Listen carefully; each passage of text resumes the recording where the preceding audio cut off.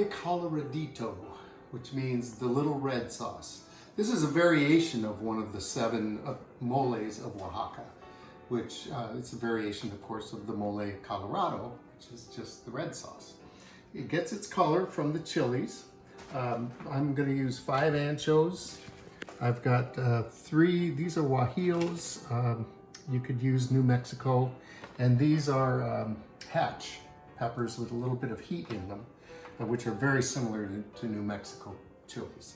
What you want to make sure is that, about half your chilies are these smooth skin variety that they're a little sweeter. And I'm going to take these chilies and de-seed them, cut them into little pieces, and then I'm going to roast them in an oven. Usually I do that in a frying pan, but I'm going to have the oven on anyway to roast my tomatoes, so I'm just going to do it that way. So these moles come from either Oaxaca or Puebla, which are 2 neighboring states in Mexico, and they're actually from pre-Columbian times. And a lot of these moles use ingredients that were available before the Europeans brought in all kinds of other things. This one, I think, doesn't really use anything extremely special. So I'm going to get to work on the chilies and get while the oven heats up, and we'll come back when there's something to see. All right, so I've seeded and torn my peppers into strips. I didn't worry about getting each and every seed out of this because this is going to get strained later on. So just make it easier on yourself. Those are going to go in there for 3 or 4 minutes. And my tomatoes, I've taken the little stem part off of them. They're going to go in here for 20 to 30 minutes, probably closer to 30, I think, because I want them to get that roasty, toasty flavor. So I'm going to set the timer. And also, I'm not de-seeding the tomatoes because I'm going to strain this all later. So it's a pain later, but it's a lot easier right now to just do it this way and throw everything in the food processor. Okay, so the chilies are getting aromatic. I'm going to take them out, put them in a bowl, and cover them with hot water. And you want really just the hottest water you can get from your tap is going to be hot enough. You can boil water and pour it over it if you want, but this is going to work fine. And these are going to want to soak for about 30 minutes. If you soak them too long, the soaking water can turn bitter. But anywhere from 20 minutes to an hour seems to work really well. And while I'm waiting for those to soak, I am going to put some oil in my pan and saute 9 garlic cloves.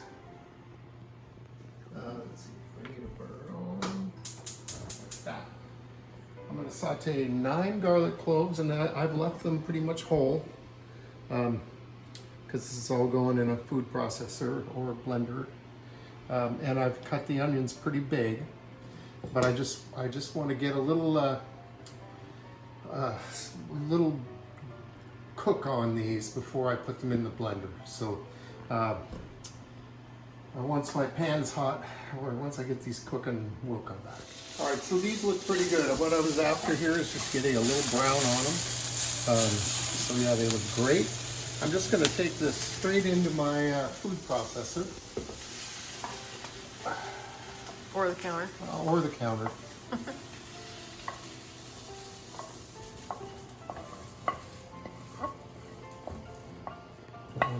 Miss all these good little pieces of garlic Steamy. and whatnot. Yeah, it's a little warm. And then the next step in this process is with a dry pan. I'm going to take 2/3 of a cup of sesame seeds.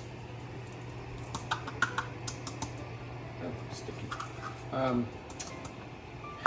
8 cloves and 12 peppercorns. Whole cloves. Whole cloves, whole peppercorns. And I'm just gonna let these, I'm gonna let the sesame seeds brown just a little bit. And then I'm gonna add some cinnamon and some Mexican oregano. And that'll be our spice mix. And we're already like most of the way done with this process. It's a much easier mole to make, which I think is why it's called the Coloradito. It's also lighter in flavor. Less ingredients maybe, or it's fewer smaller ingredients. It's less work.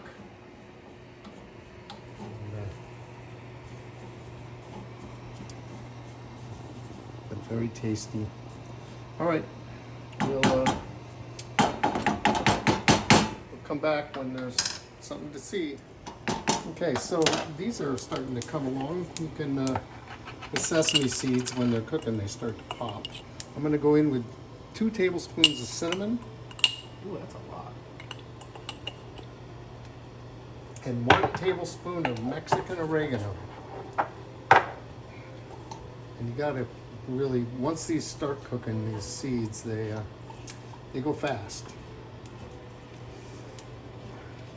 But I want this cinnamon to cook in here a little bit too. Mexican oregano. Ooh.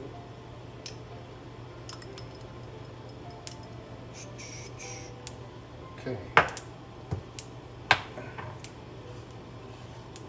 Okay. And now I'm going to take this off the heat. Turn it off. You can burn yourself. Okay. Oh, yeah, look at that. And that's all ready to go in our mole at a later time. You know, do you want to put it on a plate or something? Because that's going to still be heating. Yeah, I think it's fine. Okay. Those pans have a really a bottom that keeps cooking. Yeah, this is looking good. All right, so now I believe we are just waiting for our tomatoes to cook, and that'll be about another 10 minutes. So we'll tell jokes. No. Now, this is set for 20 minutes, Oh. and I don't think they're going to be ready. Let's see. Nah, Nope. they look pretty good though, and so we'll come back. Okay, our tomatoes are done. This isn't necessary, but just to save myself a little bit of trouble later on, since the peels are coming off of some of these easy, I'm just going to take them off. But that's all the ones that came off easy, so that's that. It's just the peels will be tough to put through the strainer later on, but you know, that's just part of the deal. So now I'm going to add my soaked chilies to my onion and garlic mixture in the food processor. Now I've always done this with a blender. I'm going to try the food processor and see how it does. I think it should be fine, and I think its capacity is a little larger than the blender. And I'm thinking that might be good. We'll make it work. So I'm going to add 1 cup of the soaking water. Now I also have 2 cups of duck broth. Chicken stock is what most people would probably use, but we just happen to have a bunch of duck broth and not really have chicken stock. But you would also find that duck broth would be very traditional, as there are ducks that are native to Oaxaca and would have been around at the time of the pre-columbian Aztecs and other native. So now I'm zipping out my garlic and chili.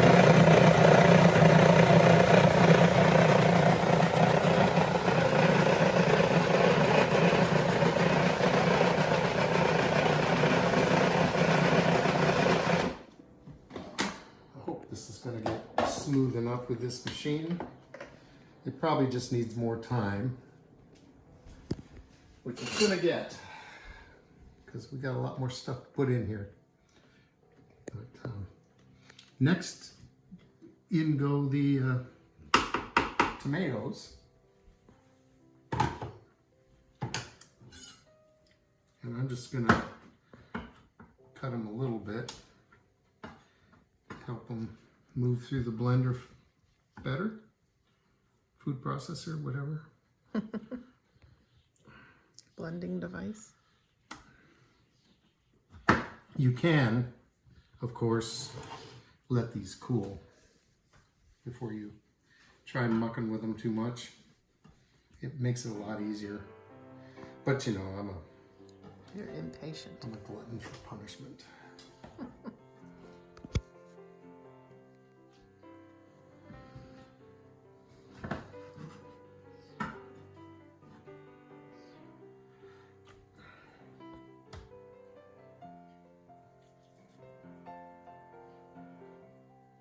It's pretty exciting. Yeah, pretty exciting. I'm not gonna worry about getting all the skin off of these.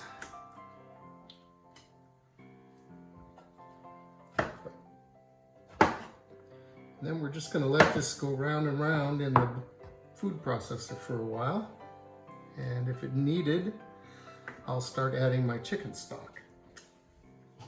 Duck. Duck. Yeah.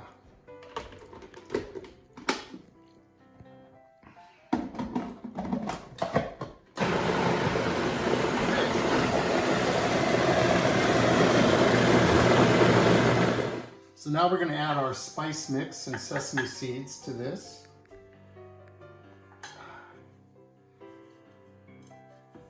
This is pretty full for this device, and I know that it would be super full for my blender. So you can always do this in 2 batches and mix them in a bowl.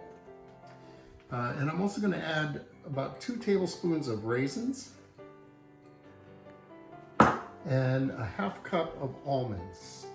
I'm using slivered almonds because I think they'll chop up a little better than if I use whole almonds, but you know, whatever you have, feel free to use.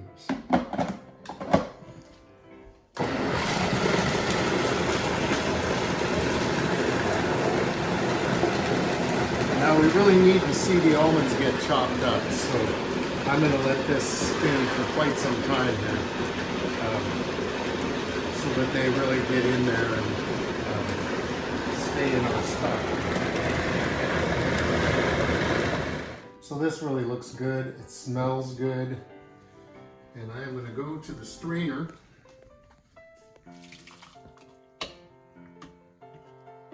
and see about pushing it through. As you can see, this is so this step is completely optional. It will make a smooth sauce. Right now, it would definitely have some bite. It'd be a little bit chewy.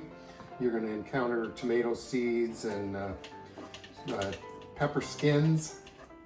So, which is fine. I mean, it's delicious anyway. But I really like the totally smooth sauce that you get when you push it through the strainer. And it's more impressive when you have company. Yeah, I guess just always better. But see how, That's some good sauces. see how slowly it comes through? Oh yeah. You got nothing else to do today. That's right.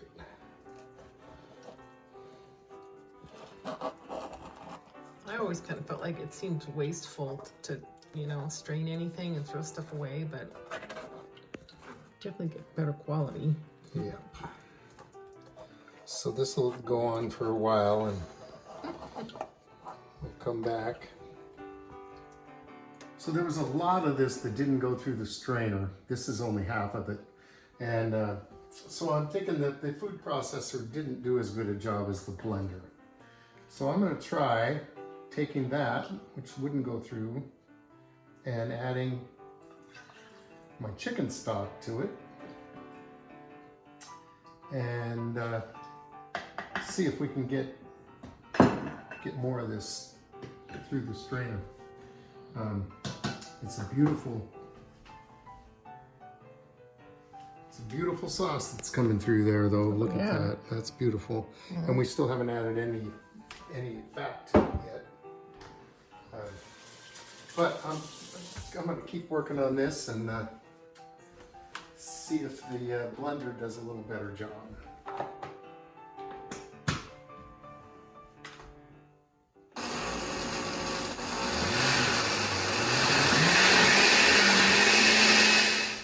All right, so that worked out a lot better going through the blender. It really did a much better job. I got a lot of sauce out of that deal. So now our next step is to cook this. How'd you get it in there? So we are going to, I put a little bit of oil in the pan. Traditionally that would be lard. We don't have lard. So oh,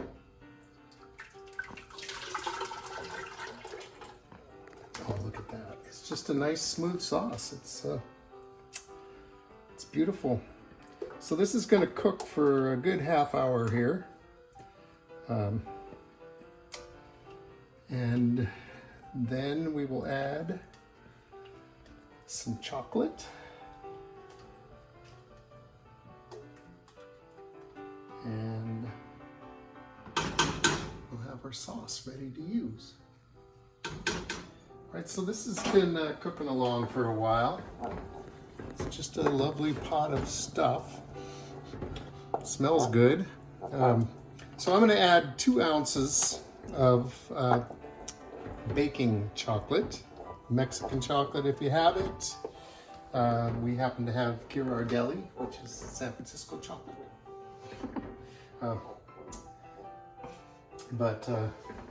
So this is our sauce. It's just really just about done. Once the chocolate's incorporated, taste your sauce and see if it needs anything. Since I use duck broth, I'm not anticipating that I need to add any salt. If you just use chili water or you use unsalted broth, you might want to add a little salt. But I think we've got it here. Now what do you do with it? I don't know. You drink cups of it. No, yeah. That's fine. You can use this as a dip. You can just dip tortilla chips in it, use it as a dip. You can take a corn tortilla and dredge it in the sauce, stuff it full of cheese, fold it over, and pour more sauce over top of it. You can serve it like that, or you can fry it at that point. Make kind of a quesadilla sort of thing. What we're going to do with it, and this is also fairly traditional, is we are going to put it on some chicken. Now, often we cook the chicken in the sauce. You know, you usually add a little liquid to chicken when you're baking it in the oven, and you can add the sauce as your liquid. Bear in mind that that's going to cook the sauce more. So you can also just pour some sauce over the chicken after it's done. That's a great way to serve it. Duck would be another fairly traditional thing to eat with this sauce. But it's, you know, it's totally up to you. Pork, we use these sauces sometimes to flavor taco meat. That's a good thing. So it's just a nice versatile sauce to have on hand. And all right, so I have bone-in chicken thighs. I've taken the skin off, which I doubt would be traditional. But we don't eat those. We don't need those calories. I would definitely eat it if I cooked it. So I'm going to put a little bit of our Molé Coloradito on right on our chicken here, just to give us a little. It's going to give it some flavor and moisture while the chicken cooks. I'm going to put it in a 350-degree oven for an hour. And I'm going to cover it for half the time. half the time, probably. Yeah. Nope.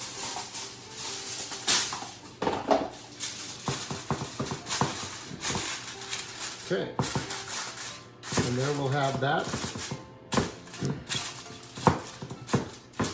And that hour gives me time to work on the sides. Tostones, or fried plantains. This is a staple of the Latin American world. This plantain it's getting ripe. It's not all the way ripe. It's a little bit soft, but not very. And plantains do not peel like bananas. They look like they should, but fool ya, they don't. So what you do is you cut down through the peel a little ways, 1/4 to 1/2 inch maybe. And I'm doing it along the edge of the plantain so that I can peel it back.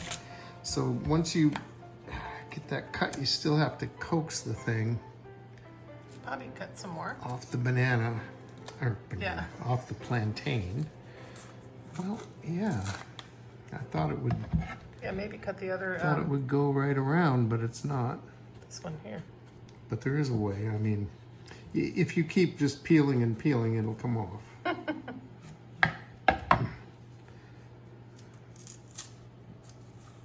Yeah, it's just completely different.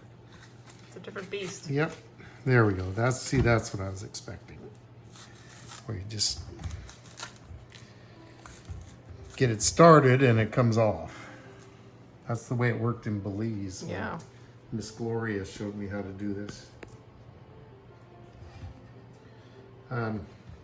So now we're going to cut these into 3/4 of an inch to an inch. You want kind of a substantial piece, and you'll see why later.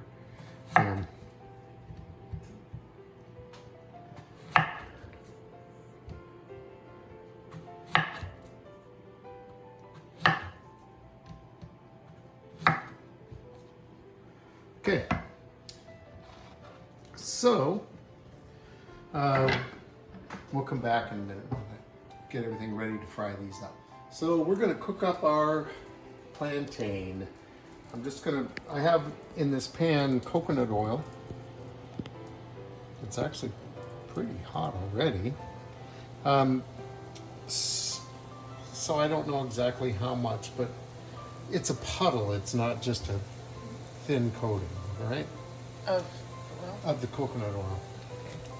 And I have plenty of room in this pan so I can keep these guys separate.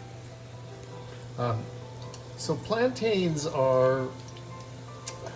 they're more of a starch than a sugar. You know, bananas are really pretty sweet. Plantains have some sugar in them, but they're really starchy. So what we're going to do is we're going to try and get these cooked all the way through just a little bit. And then we're going to do something to them and then try and get them crunchy. So this gets fried twice.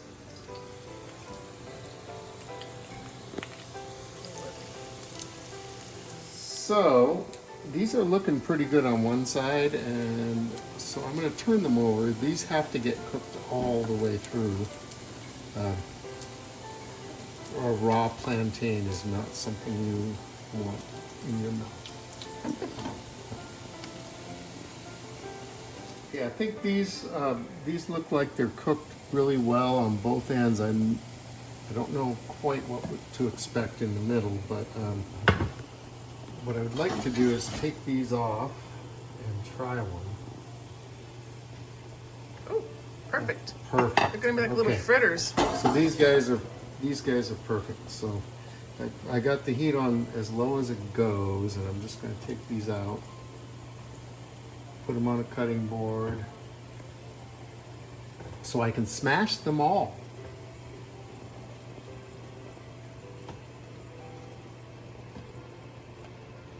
These are gonna be like dessert for dinner. They're not as sweet as bananas. Yeah, that's true.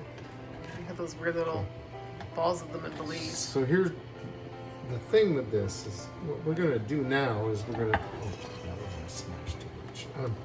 We're gonna fry these again, and they're gonna get crispy. And that's the goal here is that our things are crispy. Our things are okay. Our tostones Tostones. are crispy. So I'm just going to go back in the oil with these.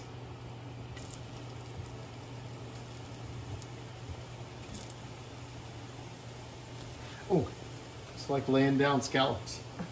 Yeah, right. And that coconut oil seems to run hot. Coconut oil will get really hot without burning, and it's a nice thing. Yeah, it doesn't burn your food, but it's definitely hot. And now I have extras that won't fit. Just put them in there. You can make it work. Oh, yeah. See?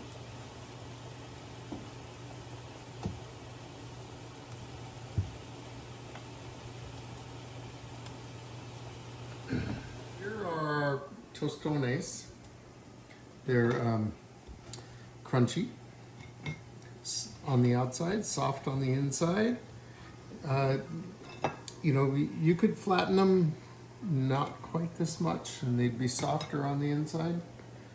But they're pretty good. They're starchy, and I would say they don't have a lot of flavor. So this is going to be something really nice to put the mole over. It's going to be crunchy, and it's going to taste like the mole.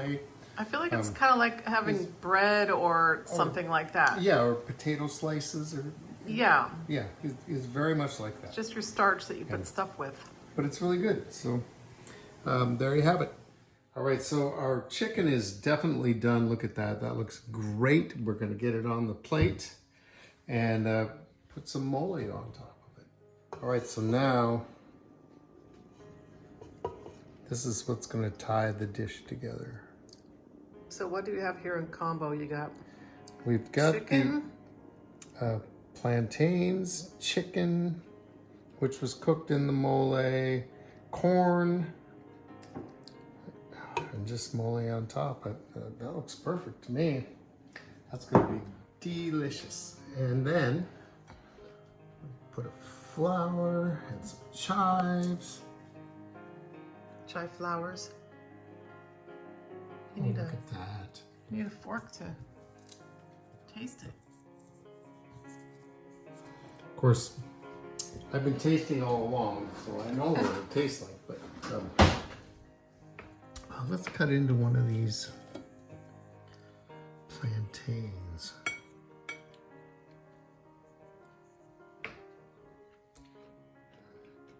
Sound perfectly crunchy. The plantain's super crunchy. The mole itself, it's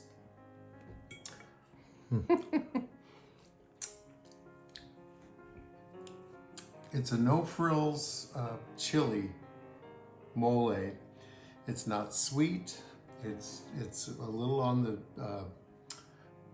dark side, not bitter, but you know, tending towards bitter a little bit, but not. It's really delicious, I have to say. Oh, good. Okay, I'm hungry. All right, so yeah, this is going to be really good. Thanks for watching. Who? Wait. Thanks for watching. Two Cooks in the Kitchen. Subscribe to our channel and watch us do strange things again. And we'll see you next time.